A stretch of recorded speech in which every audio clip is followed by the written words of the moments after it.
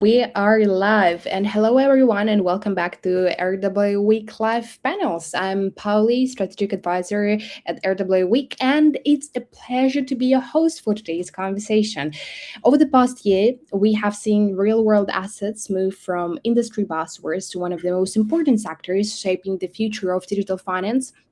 But alongside tokenization, another powerful trend is emerging AI agents and intelligent automation, and the interaction of these two technologies could fundamentally change how we invest, trade, and interact with financial markets. And today's guest sits right at the center of that transformation. Travis Wright, the Chief Web4 Officer at Multibank Group.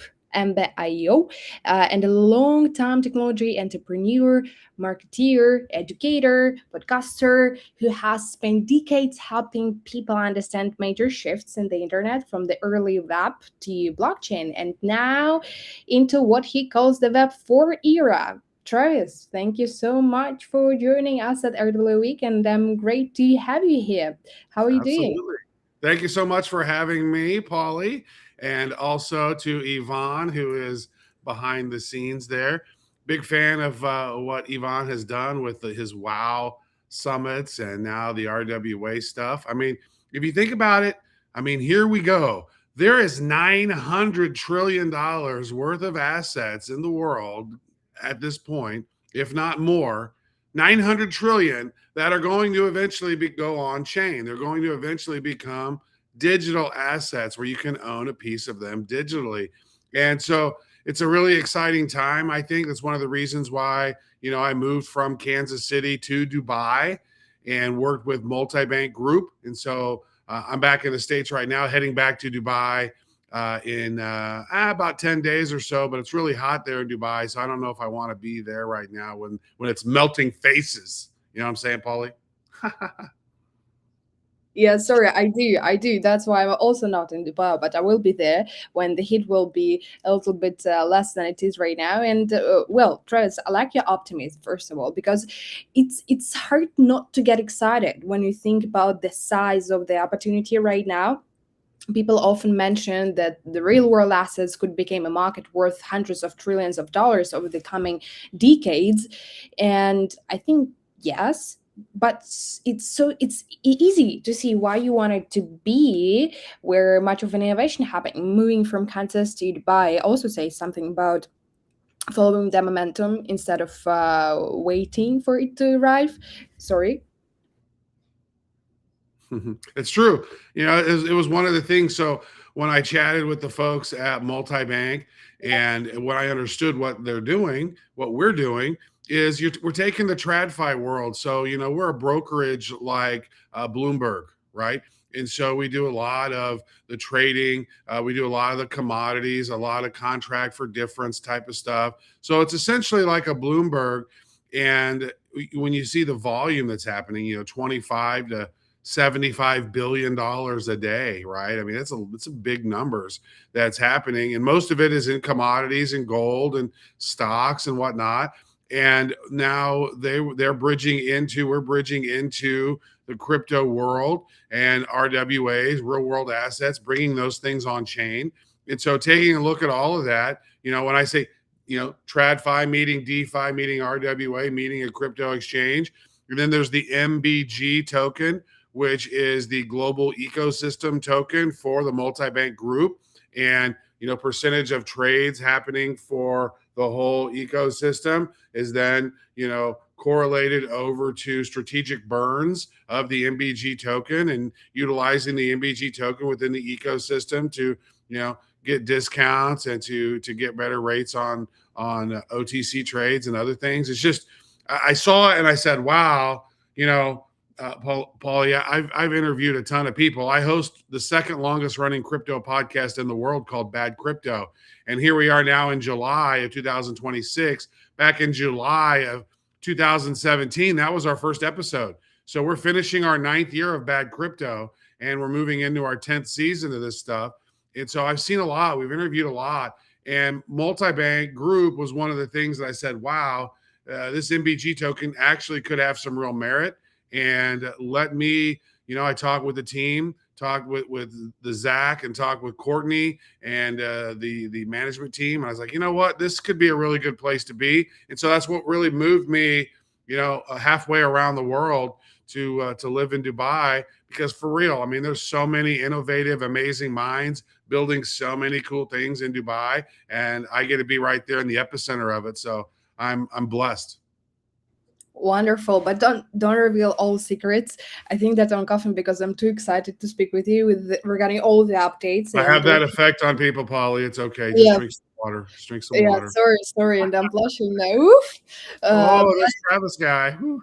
Yeah. But actually, when I hear the numbers like 75 billion in daily trading volume, mostly in commodities and gold, I realize that isn't like small crypto startup trying to make headlines. That's serious financial infrastructure. And now you guys building this bridge into the crypto world, and I think that's actually a big advantage because you already understand how large amounts of money move safely and efficiently, and according to recent industry reports, institutional adoption is one of the biggest drivers in digital assets today. So you are right on spot. But let's talk more about your personal journey. First of all, you have an incredible story from building upsides in the 90s to co-authoring Digital Sense to the Bad Crypto podcast, and now chief Web4 officer.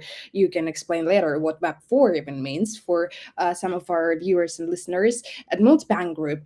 How does your marketing and digital background shape how you bridge this traditional finance and on-chain finance at embed.io? Yeah, yeah. So, I tell you what, I think that part of the reason that I've been successful is that I've just kept my curiosity, and it's always been there. I mean, I I was thinking about this back in my elementary school days where I would always be cracking a joke and then having to go out in the hall. And those were in the days where the principal would actually see you out in the hall, then go take you in the back room and give you a couple, 2, 3 swats to try to knock that smart aleckness out. And they just never were able to do it. And I don't watch a lot of TV. I don't watch a lot of movies. I don't play a lot of games. I spend a lot of times figuring things out. And so what really started was back in 1996, 30 years ago. I walked into the computer lab at the University of Kansas, and I had seen some people doing computer things, the BBS, and really the early days before the internet. And I watched it, and I had a computer class in high school. It was just basic stuff, and I was like, the computer stuff will be good eventually. Right now, it's not great, but it will be. And so when I sat at the University of Kansas with a DSL connection, right, I spent the next 36 hours in a row in that lab learning HTML, building my first website. And that curiosity really never left. I think that, I figured out how to rank well on search engines. And this was before Google. This was, Alta Vista and Excite and Dogpile and sites like that. Like, how do you rank well before there is even Google? And I realized, like, wait a second, there were some things that we could do to make sure that your site was seen. A lot of those tactics now would be viewed as sort of black hat tactics, but back then we're all pioneers. We don't know. We just want to see what works. And so, paid search came along. I understood Overture. Overture was a thing where you could buy clicks for parts of a penny, right? And I'm like, wait a second, you mean people are auctioning clicks to certain keywords and you could get multiple clicks for a penny? It was unbelievable. Now, Overture became GoTo.com. GoTo became merged with somebody else, and then AdWords from Google, they took that exact same process and built their own thing, which I thought was kind of a problem because I thought there was like patents and other stuff, but apparently not. And, social media, same thing. Reading markets, it's the same thing. And here we are again with AI, right? And so, with crypto and AI, like these things, a lot people would laugh back in the day when you're talking about, and actually people still laugh today when I talk about Web4 until I explain it, and then they go, okay, yeah, that makes sense. And so I would say earlier that marketing taught me that technology only matters when it's changing behavior. And, nobody adopted the web because of the protocol. They adopted it because you could suddenly do something that you couldn't do before. Oh, you could download music? Are you serious? I can get whatever song that I want right now. Oh my God. That was such a huge onboarding for the internet. People downloading because they could get on Napster early. And I remember, downloading a song and it took 15 minutes. You're like, oh my God, this song is going to be so good in 15 minutes from now. So social, same thing. Same with mobile. Same with owning Bitcoin. I discovered Bitcoin in 2010, and none of my smart friends thought it was anything important. So I started questioning it. I was like, really? Well, it must not be that important. And so I didn't back up my keys. I didn't, take it the distance when I could have early on. I lost 55 Bitcoin as a result. I mined 50 Bitcoin. And then I went to a Gavin Andreessen faucet where every day they would give you 5 Bitcoin for free just for coming and clicking. And I did it one time, like genius level stuff there. So could you imagine be like, I got 175 Bitcoin because I went to a faucet every day and now I'm worth $10 million. Like that, somebody could have done that. And so I feel the same way now, Paulie, when I'm looking at these agents and I'm looking at what you can do with Claude and what you can do with some of these Chinese models and, Chat GPT and Higgsfield and all these video models, CDance now, 2.5 come out. Like, it's just unbelievable. So if you're a curious figure outer of things, now is the time, and you've never had these capabilities. Nobody's had these capabilities at their fingertips. I've spent decades stacking skills that I can now utilize those skills and build things so quick. And all these people who are joining now, they never had to stack all those skills, right? They're just able to sort of do it. And so now that I'm here in Dubai at Multibank, where we have 18 licenses across 5 continents, and we're turning the agent economy into tools that people can use to make smarter decisions. I mean, technology really is never the point. What matters is what can you do with it to make your life more efficient and become more effective at what you do? And so technology has just been a driver through the years to make us become more effective and more efficient. And here we are now. Well, here we are again.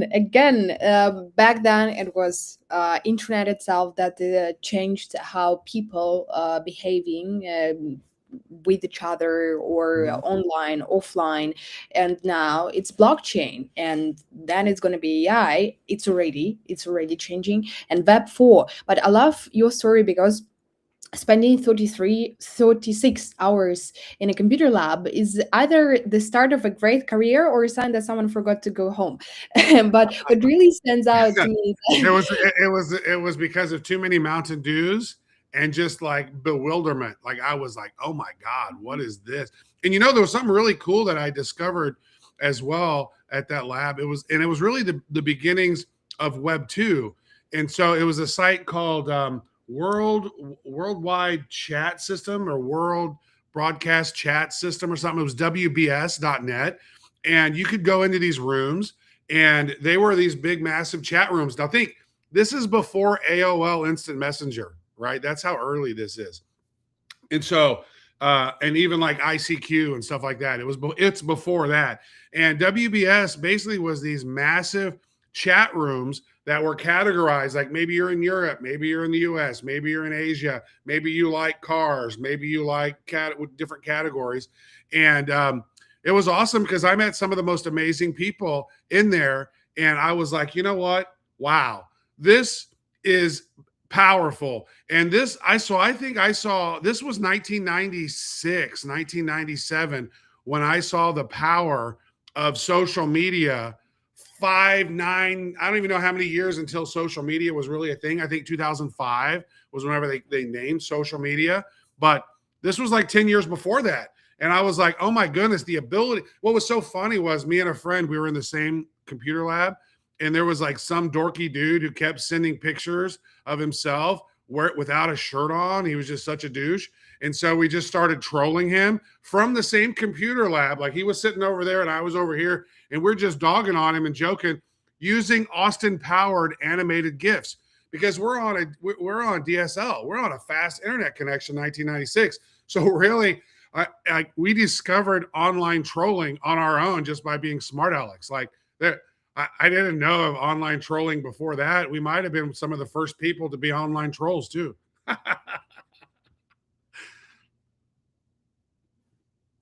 I'm muted. Well, I love hearing the stories because I think that reminds us that online communities didn't start with Facebook or Twitter, right, or X. Right now it's X. Sorry, they were already bringing people together decades ago. And it's funny that instead of serious business conversations, though, but maybe you're young and free, you College student, you smart discover. ass college student. That what do you expect?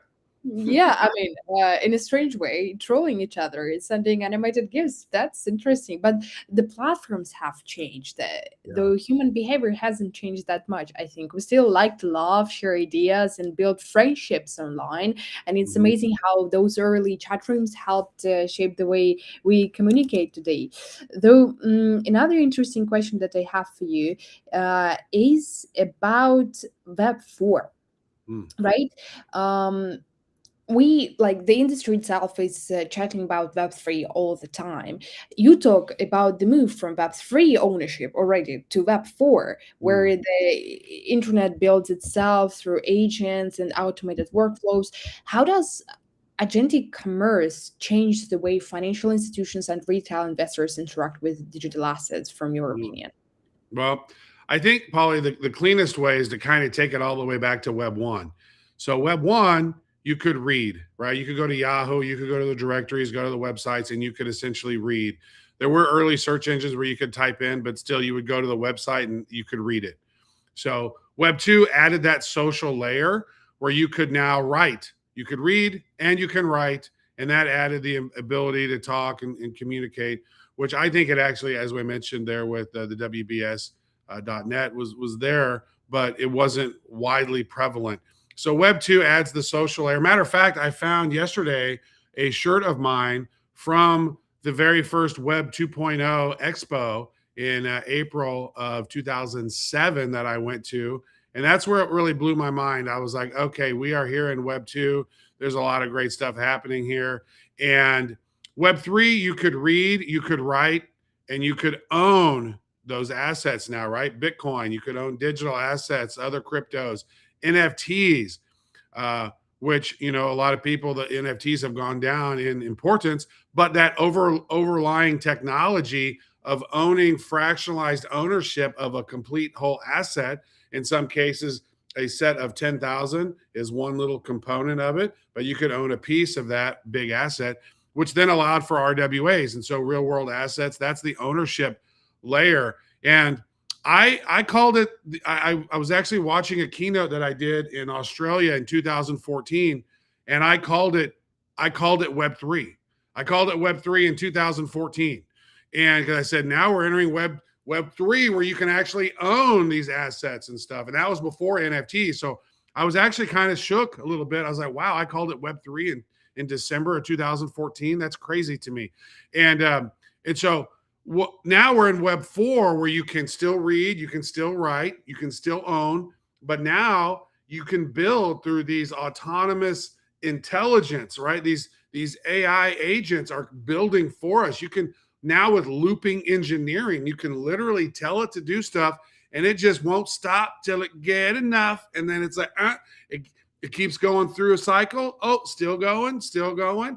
And now we're in loop engineering where, you know, the web is building itself. And so I kind of noticed I was there early in Web 1. I was there early in Web 2. I was there early in Web 3. And now I claim that this is now Web 4 because, you know, it's building itself. And, you know, this is the first time in history that the building of the web is not always a human, right? So we've clearly changed. And so I get fully into that, Polly, at my website, fourthweb.ai, spelled out FOURTH web.ai. I go deep into that. I built a really cool wire. So if you go on the top and you see wire, that will actually, I literally am scraping the news from about 150 sources every 15 minutes to identify what's the latest news in crypto, RWAs, finance, AI agents, and how it impacts humans. And so, really, I think that's really the whole shift is that, you know, Web4 is changing who does what online. It's pretty exciting, and doesn't wait for you to log in. Doesn't care if you doesn't get tired.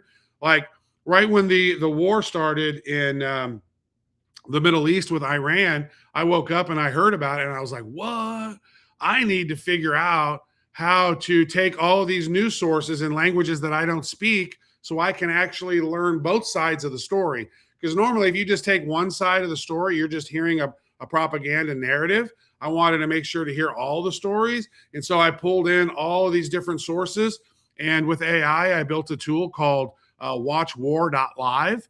And so for like the first 2 weeks, I was, anytime something was happening, the news would automatically, I would find it and it would post it. And then every, few minutes or every time there was a new piece of news, I would use the AI voice agents to create, a soundbite from Warren Newsman. I'm Warren Newsman. And like I created this little voice from like a 1940s American newsman, right? Journalist.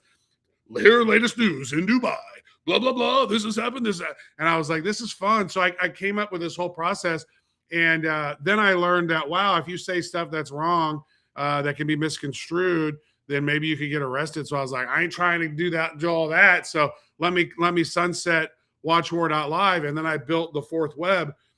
And one of the cool things is every 6 hours, it takes the most important pieces of news that happened in those 6 hours, and it uses my voice to create a little 2 to 3 minute audio of me reading the news of what's happened in the last, X amount of time. So it does it about 4 or 5 times a day. So it's pretty wild. And so, that helps me stay up to date with all the stuff that's happening in finance. And so built that out. So, the financial institution, this stuff is not a toy. Like this is a different kind of customer. And, today a customer will open an app. They're going to trade through screens. They're going to, look at all these different things. And now we're going to get to a point where these AI agents can really help augment, and the person can set the intent. The agent can execute inside a regulated rail, right? That's kind of what's missing. There's so many rug pulls and so many, bad actors in the crypto world that I really think that, a company like a Multibank Group and with the MBIO crypto arm, that, the adults have arrived, and we need those because clearly, I've always been about decentralized technology. I've never liked fiat currency so much. Once I understood how it was created and once I understood Bitcoin, I get it. But there are so many bad actors that look for ways to scam you wherever they can, that clearly there needed to be some kind of regulation, even though the ethos of it is no, we don't need any. Clearly we do when we have all these scammers out here stealing millions, if not billions of dollars. And so, having a regulated a company that is secure and has privacy rails and all of that made sense to me. And it said, based on historically how I've been correct in a lot of ways, I said, this seems like this would be a really smart place for me to be now for the next phase of my career. Wonderful, wonderful, very inspiring. And you mentioned that you built through AI this AI use website when war started between Iran and Middle East, even with voiceover, even with your voiceover. First of all, I tried it. I don't remember if you remember that you shared with me your pilot version. I tested it. It's magnificent. It's beautiful. I was even for several weeks watching all the news and got some inspiration for my tweets and LinkedIn posts from that. So thank you. But overall, the Wire.fourth web does that. Like there's some really, it surfaces amazing content on its own. That's where I talk about how the web builds itself.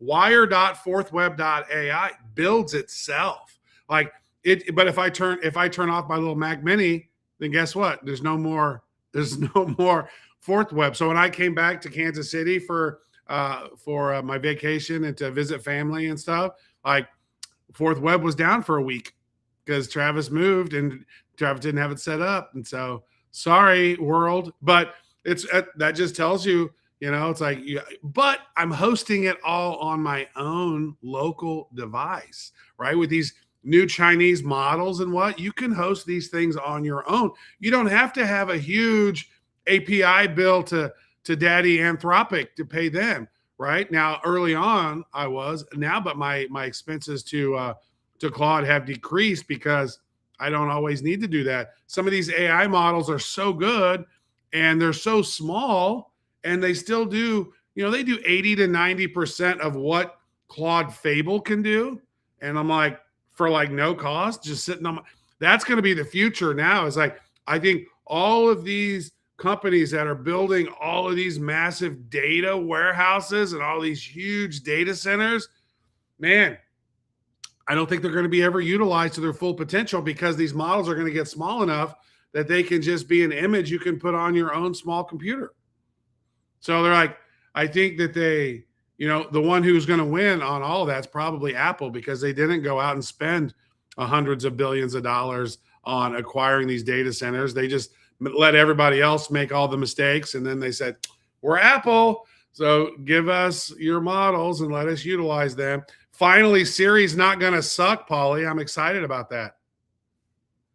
Let's see what's going to be this September or this autumn with their new presentation. Maybe they will integrate something like this. But they're going to. No, I've seen it. I've seen the models, and you can literally say, I want ChatGPT, I want to use Claude, I want to use whichever. So Siri is going to get a massive brain update finally, because low-key Siri's retarded.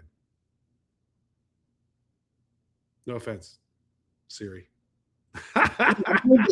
But let's say it's an interesting prediction, and I wouldn't dismiss it. Apple has a history of watching new technologies for a while, then entering the market when the experience is polished enough for everyday users. And Siri has been around for years, but if it gets when the world will see that Siri gets this major AI upgrade, I think that billions of people could suddenly have a much smarter assistant in their pocket overnight. And I think that if I'm not mistaken, Apple has around 2 billion active devices around the world. So even a small improvement could have a very, very huge impact.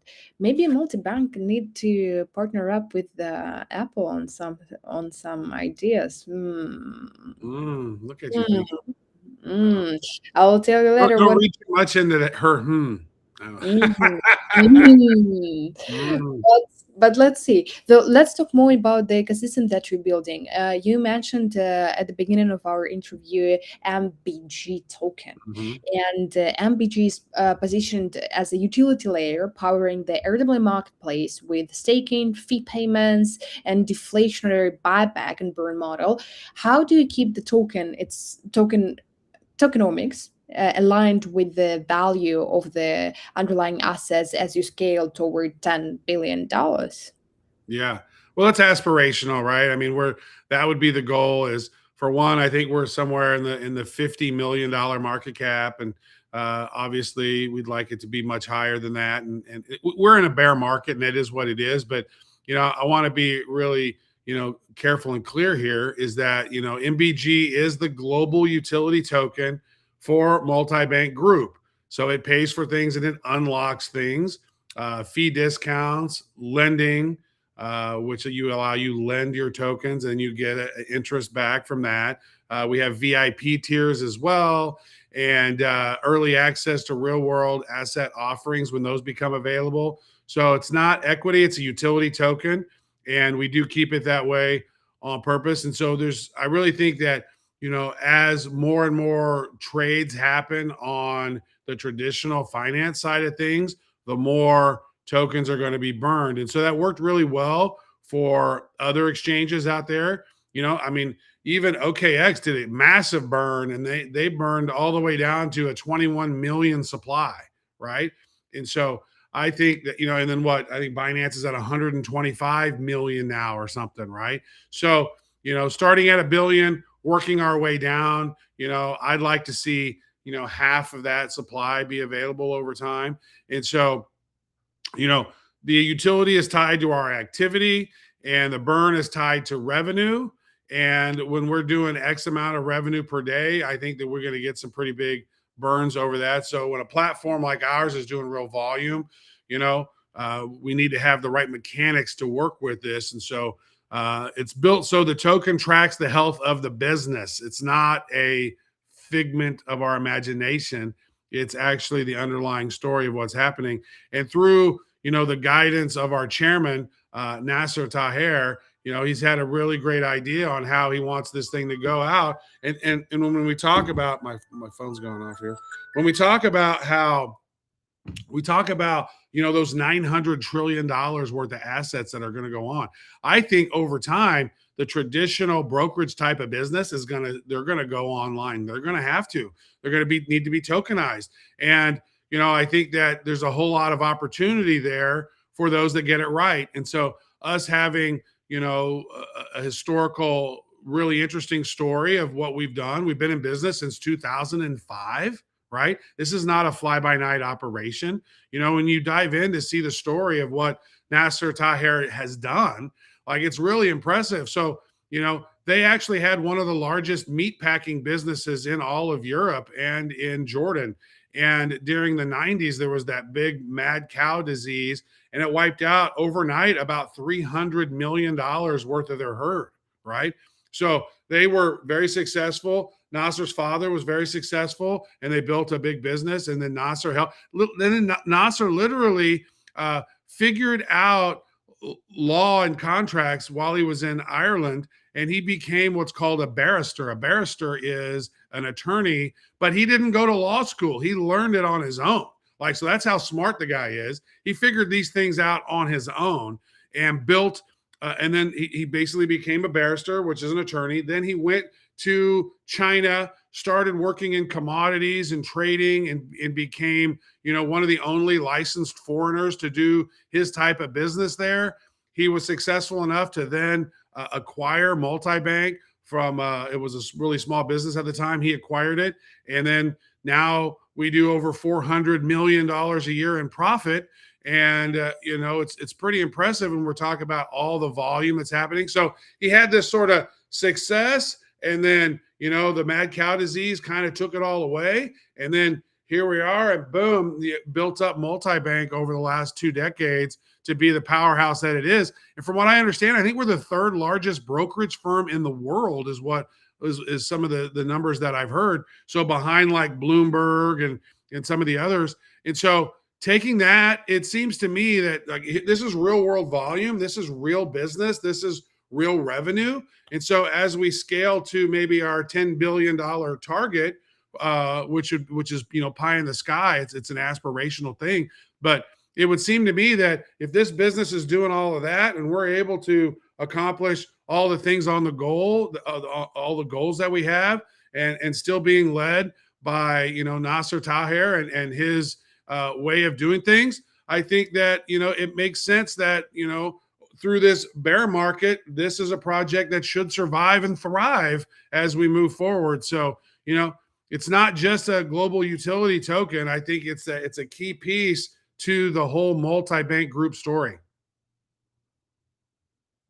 Hats off, first of all, from the story that you shared to Nasser Tahir. I think that we should definitely make a separate interview, maybe with him as well, or all together, because I think that there are much more things that we can tell to the audience, and several things that I noted during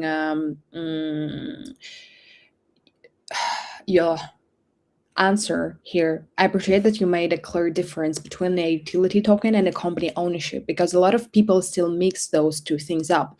The crypto market has taught us that hype can push prices for a while, but real usage is what keeps a project alive during a bear market. And right now, 50 million market cap may not sound huge, but many successful projects started much smaller before they found strong adoption. I also like that the buyback and burn model is connected to real platform revenue instead of promises, because that creates a healthier and long-term foundation. Because at the end of the day, tokenomics only work if people are actually using the platform every day. And I think that And that's another really important point. Companies that already understand regulation and financial markets have big advantage as everything moves on chain. And Multibank has been around since 2005. It's Mhm. almost as much as I live on this earth. Yeah, sorry, exposing my age here. But and that kind of experience isn't something you can build overnight. You're right, and making more than 400 million in yearly profit also shows that this is a real business with a proven model, not just a crypto Mhm. idea on paper. So yeah, and the third world's largest brokerage also bring big expectations, so people will be watching closely to see how that vision becomes a reality. But if established financial institutions can combine and trust and regulation and blockchain, that could be one of the biggest drivers of mainstream adoption over the next few years. We just need to work a little bit on education, because right now a lot of people scared, or and they're scared because they don't understand the underlying processes. So yeah, but on another note, let's talk more about RWA adoption, because I think that RWA adoption still faces hurdles around regulatory compliance and secondary market liquidity. This is a big, like, huge problem. User experience, education itself, right? How do you think? What are the biggest structural bottlenecks holding the category back, and Mm. how is multi-bank is addressing them? Mm. Well, that's a really good question. So there's probably three bottlenecks to, you know, regulatory compliance and some of the other things for RWAs. And so I think the first one really is that regulation, and it's real. But I think I see it a little bit different. You know, for a startup, regulation can be a wall. It could be like a big blocker.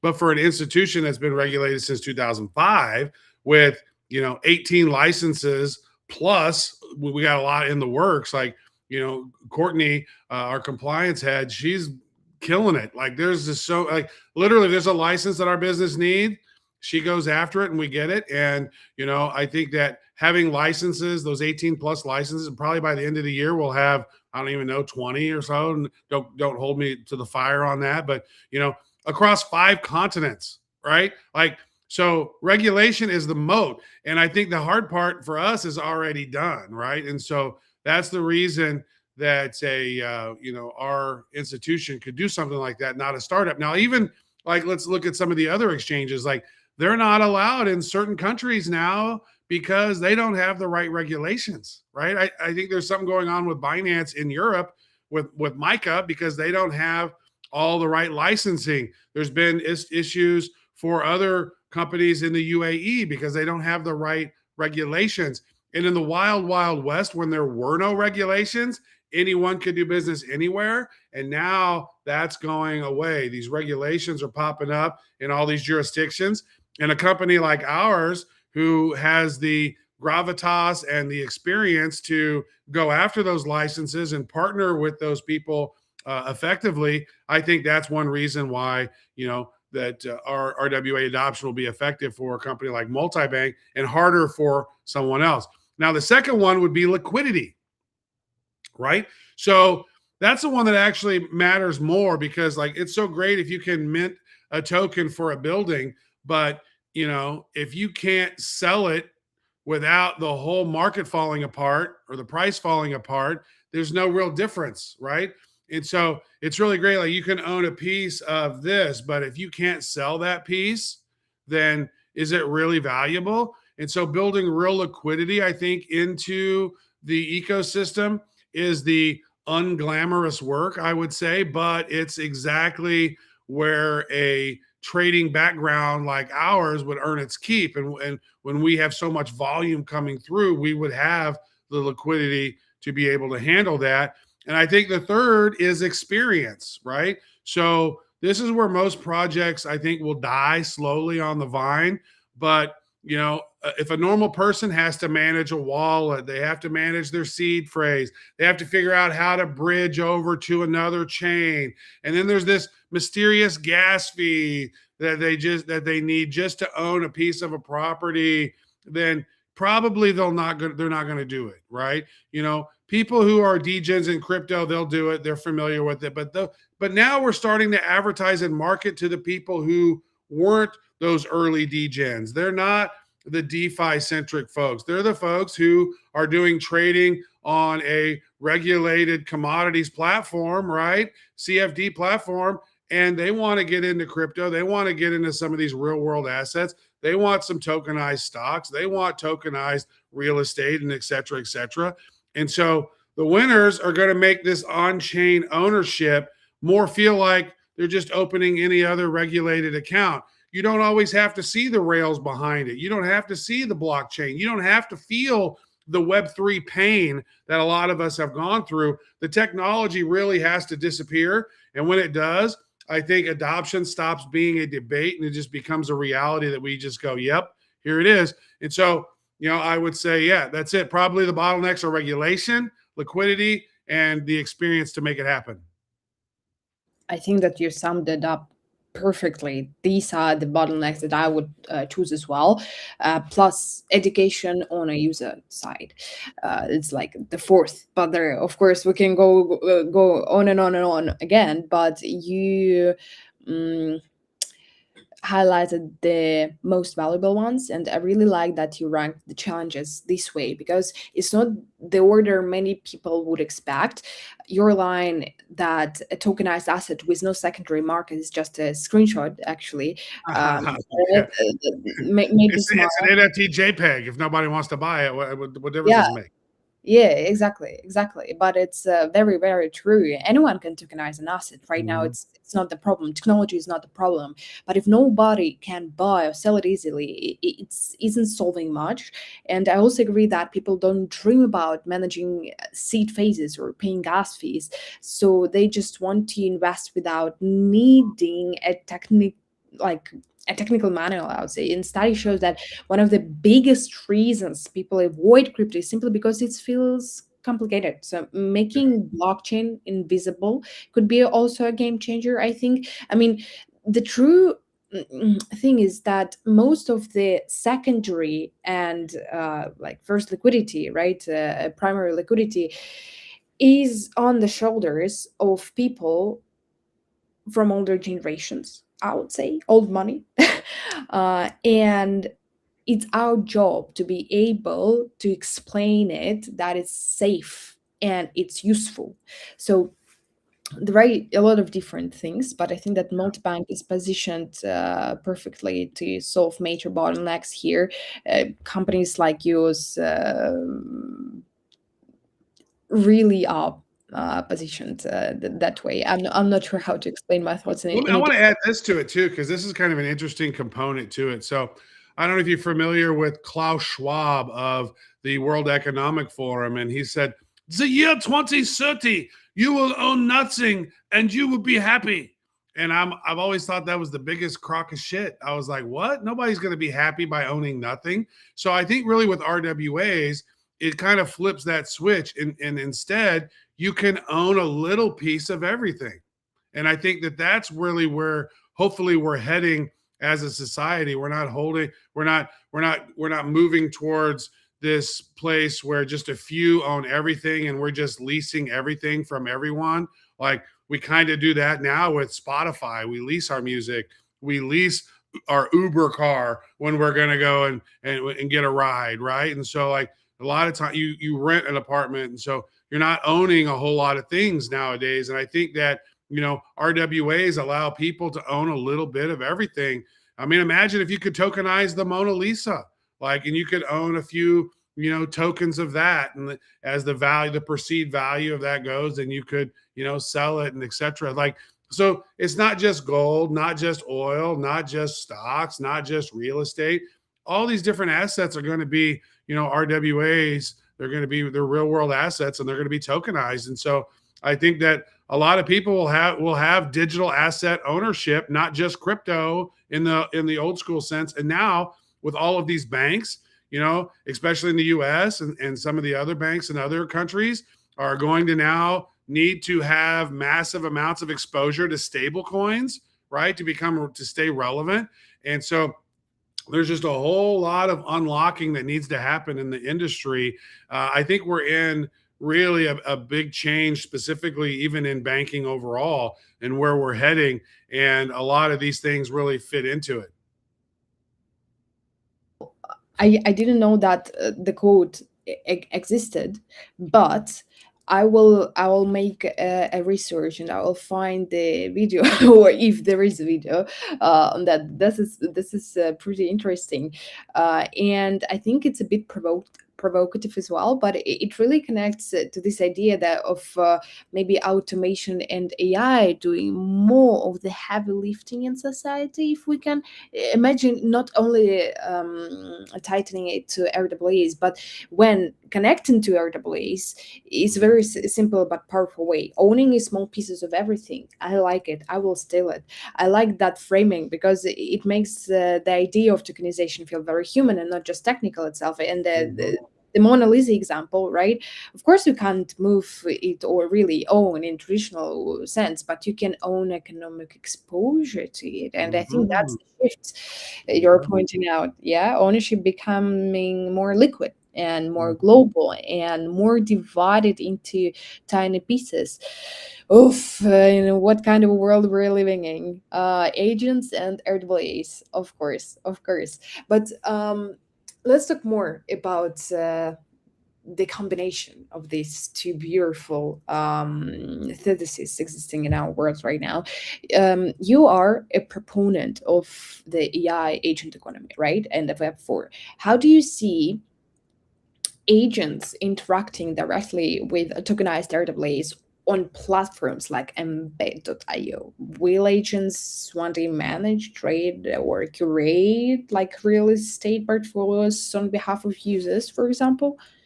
Mm. It is really an interesting sort of concept and a good question. So I do have a Substack. It's aiagenteconomy.substack.com. You want to check that out. And I really cover a lot of these sort of things. And this is one of the areas that really kind of gets me up and gets me going. It's like you can tell an agent what you want. You can frame the question and the prompt in a right way, and it can go out and do things on your behalf. And as the world becomes more friendly towards these agents, right, and there's more available tokenized assets, it can, look into this, assemble positions, and do trades on your behalf. And it can do this at 3 a.m. while you're sleeping, not panic, not be emotional, utilizing true math. Like, I don't know how many times I get emotional on a trade. I'm like, no, I love this shitcoin so much. I can never let it go. And like, oh yeah, well, guess what? The price is gonna go down. You're like, no, come on. Like, I don't know how many times I've round tripped something because I was emotionally tied to it. Well, these AI agents are not going to have that same emotional sort of feedback that we have.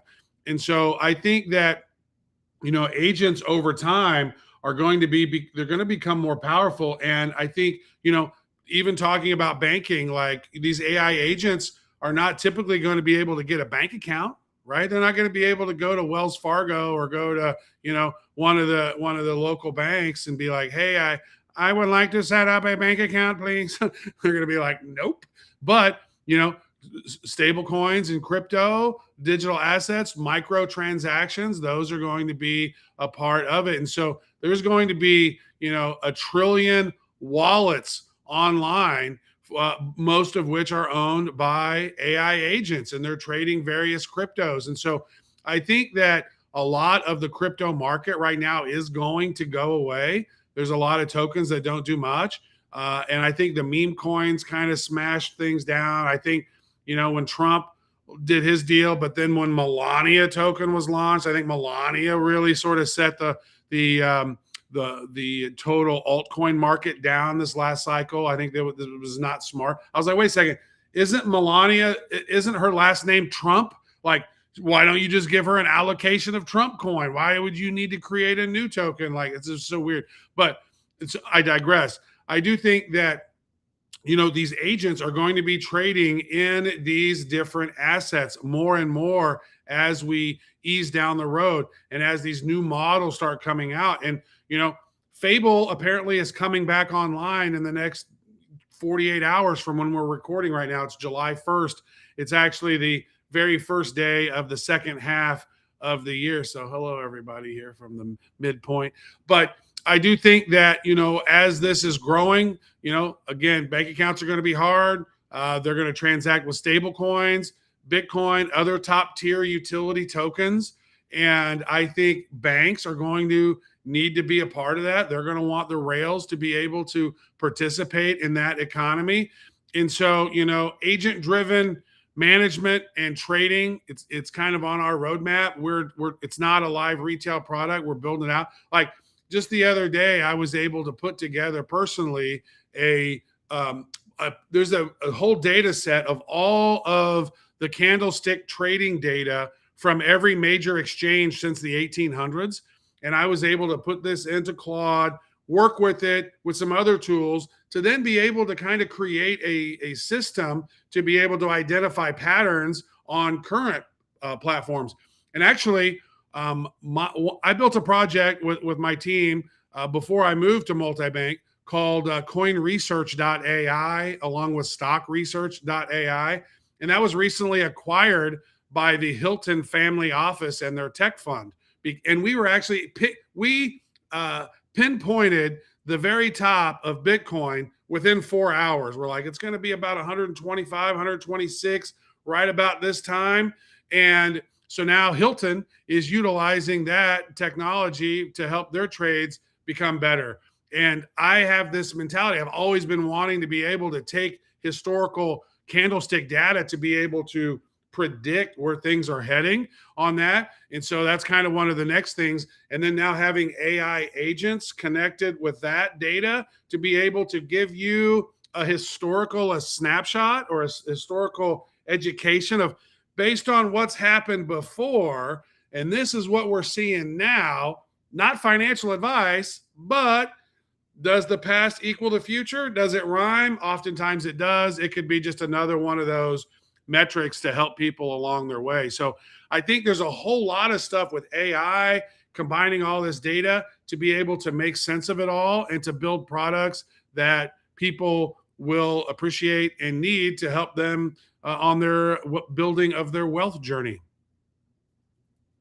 Well, I think it's the whole 2026 energy, and thank you for sharing this, Travis. You basically turned the whole market into a giant pattern puzzle and let an AI help you rate it using tools like Claude to scan candles across exchanges from the historic data is exactly what people mean when they talk about AI assisted trading workflows. And in fact, studies in traditional finance, I read a lot of different studies. I think that my brain spoiled then often estimate that around 60 to 70% of US equity trading volume is already driven by algorithms. So you are really building on a big exciting move, I think, exciting wave. And what's fascinating is that AI doesn't just see patterns faster, it can also stay emotionally neutral, as you mentioned, which humans almost never do when money is involved because we're not robots. And that's so emotional, Polly. I love this shit so much. Yeah, I mean, it depends how much money you put in that shitcoin. Trump's one. Thank God for stable coins, right? To be able to exit and just sit on the sidelines with your stash of stable coins waiting for the bottoms to come in. And just as a note, by the way, again, not financial advice, but historically, they've said, hey, look, we are no longer in a 4-year cycle. Well, I got to tell you, folks, we are exactly still in a 4-year cycle. We haven't broken out of it, no matter how much, Michael Saylor or CZ or these other folks talk about how we're breaking out. We've broken out of the 4-year cycle. Up until this point, we are still in the 4-year cycle. Now, it could break, but as of yet, it hasn't. And so that would mean that this cycle's low will be between December and February, most likely, right? Because it's normally about 425 days or 460 days, or I don't remember the exact number off the top of my head because I don't have that data in front of me. But, we were able to predict that from the previous high and the halving. But now we're getting to a point where the halving is such a small amount, right? It's like it was to 50, then to 25, then to 12.5, then to 6.125, and it's like getting smaller, and so really the price of Bitcoin needs to increase because the cost of generating it is definitely higher, and so we're in a weird time. So hopefully we do break out of that 4-year cycle eventually. And I thought with Trump and some of this other stuff and the Bitcoin reserve that it was possible that we had broken out of it. And everybody was telling us that we were broken out of it. Just the data didn't show that we had broken out of it. So I guess we haven't. And we never really even had an altcoin bull run this time. And again, I blame Melania. I blame her too sometimes, but it's I blame Paulie. It's all Paulie's fault. Maybe you never know what kind of connections I have. Yeah, right. But yeah, we've seen patterns around like 2012, 2016, and 2024. Yeah, I think that hopefully we will, but unfortunately, we're not just sitting on hopium, right? We haven't broken it yet, and so maybe the real story is not whether the cycle breaks, but whether it evolves into something more complex and less predictable. Let's Well, see. there's more, institutional money in there now. And if you look at historical markets, when institutional sort of control it, look at gold and silver, specifically silver. They have all these paper silver contracts that it's silver that doesn't even exist, and they're trading on it, right? And I think now companies like BlackRock have more Bitcoin than they should, and Saylor's got some. I think they're trying to put a squeeze on Saylor so he can exit that Bitcoin. And we're starting to see what happens when the big dogs are barking and biting, and it's kind of what they do. And I think that some of them do not have the retail investors in their mind. They're trying to. I know it's so wild when you think about how much that BlackRock has. Where they have $12 trillion now under management now. Like, whew, how much do you need?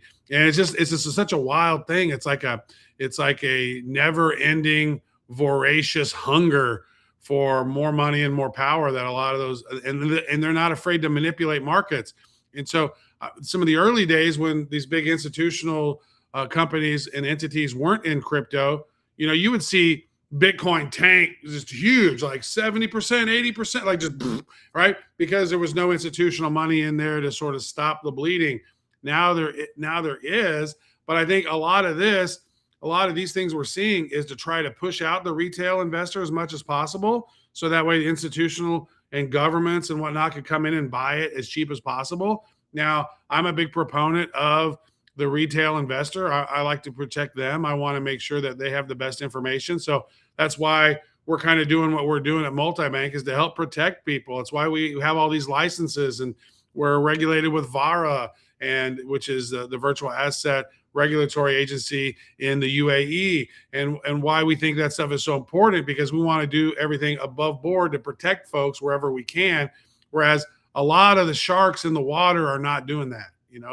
They're out to get as much as they can for themselves. So we're trying to help wherever we can.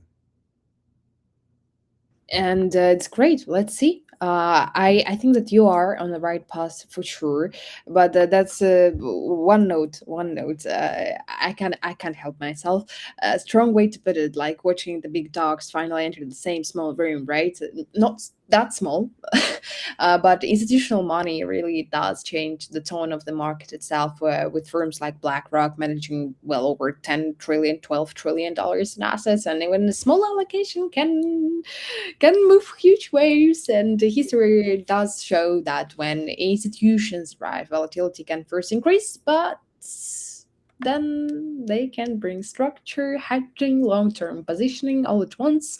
Let's see what happens. But I'm also on retail investor side. I am a retail investor, and I will definitely use them by IO, because I trust you guys, because you proved yourself already to me. Let's prove it Mhm. to the audience itself. Travis, maybe you have some final words for our viewers and listeners because we're now soon will be out of our time on air. Yeah, yeah. Well, thank you for this. Well, here we are in the second half of 2026, and I think we're in that space where the regulated rail moves real money between the old system and the on-chain one. And not a demo, just the actual plumbing, and that's really where we are. And so one of the things that we're focused on at Multibank Group and MBIO is OTC deal flow, due to the fact that we have between 25 billion, 50 billion, 75 billion dollars a day in big trading volume. We have more access to fiat currency, stable coins, and Bitcoin than most.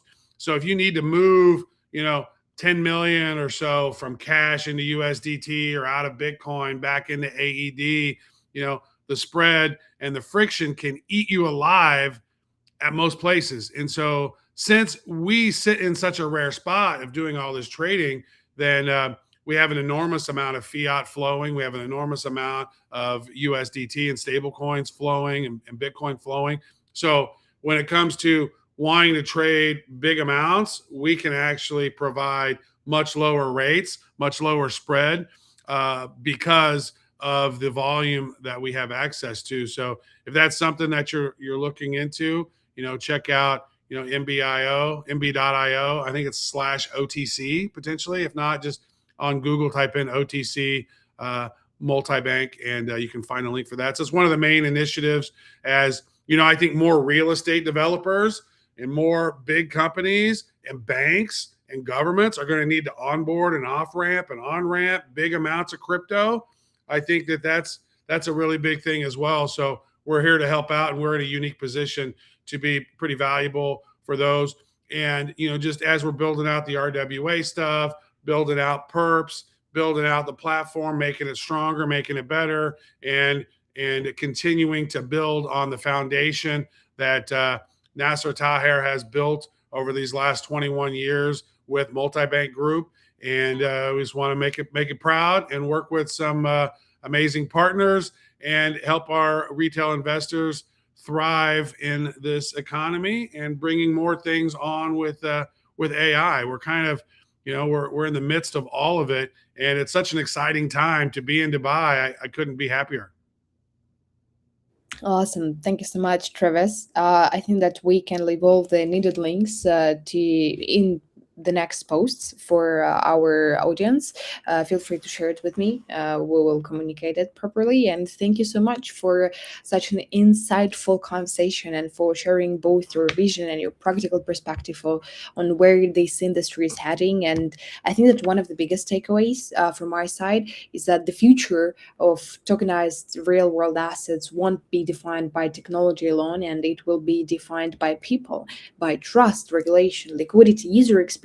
And as we discussed today, building the infrastructure behind digital finance may not always generate the loudest headlines, but it's what ultimately enables long-term adoption.